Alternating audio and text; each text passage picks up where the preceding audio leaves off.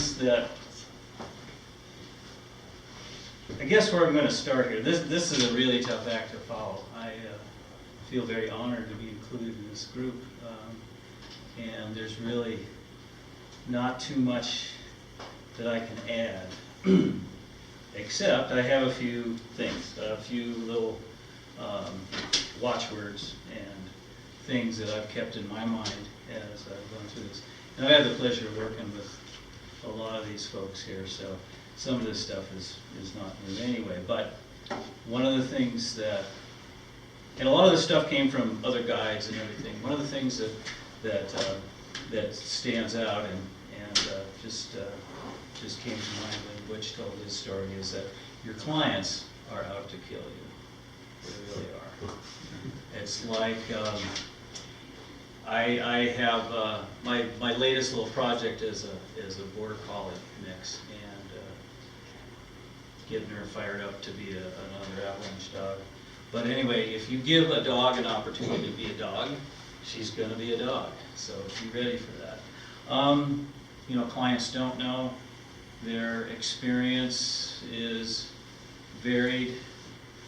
Some clients are great skiers, have been heli skiing for all over the country, all over the world, and they still don't know how to use a beacon, or given an opportunity, they're going to be a dog. They're going to go over there where they shouldn't go. So it becomes a grand experiment. You know, you have your guests, and they are paying you to get them to the goods, but also back out again. That's the part that, you know, if something bad happens, then they wonder why. But, you know, that's your bottom, that's your mission as a guide, is get those people back home. You know, they may not have a great experience. You can only be, you're responsible for only part of that. I think that Sun Valley actually is an awesome place to cut your guiding teeth, because it's big terrain. You are always challenged with a thin snowpack, thin, weak snowpack that's somewhere along the line is going to get loaded and be scary. And I think that stands you in good stead when you start to weave your way, conduct this grand experiment with these 4 strangers or 6 strangers or whoever you are. You're taking them through this maze, you know, and the mousetraps are everywhere. It's really cool. It's a lot of fun, but in speaking with, and I'm sure Eric can speak to this, and Kurt, you know, there's all kinds of guides here that, you know, that have been all over. And I think that their experience, I had the pleasure of skiing with Pete Patterson last week for quite a while.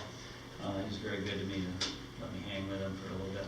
But he was mentioning this, that being in Sun Valley and growing up in Sun Valley and seeing how you have to behave in this area to get through a season, a day, a career, stands you in really good stead when you go to a new place, you know, like Alaska or Greenland, because you're looking at this terrain like, you know, you're not like, oh, look at all those cool places to ski. You're looking at, how do I get through that if it goes, or if it goes bigger than expected, or what, you know. So I have really enjoyed Sun Valley. It's got big terrain, consequential terrain, thin snowpack with a lot of weak layers.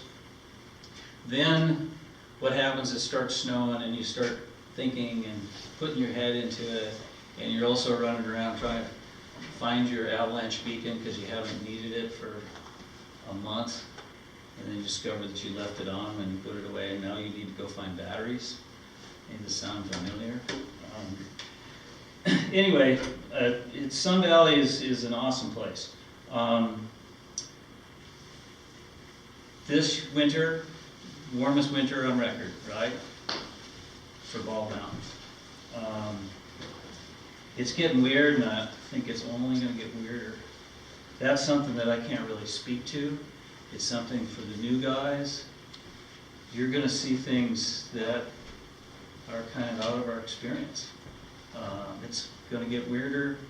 It's going to be new things all the time. So heads up. When you're talking about warmth and snow, pick this up at an ISSW, but I remember a guy talking about warm snow, and he writes on a grease board, I don't have to do it, expect the unexpected. So that's a big one. The other one that I've seen in my experience, the other wild card in the weather that we don't have a good handle on, even with all our great information that we get.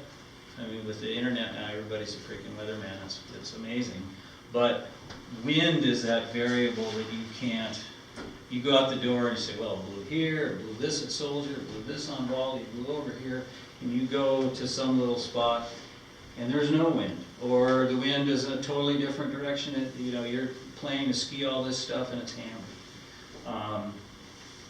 So that's one of those things that, when I started, we didn't have that much information.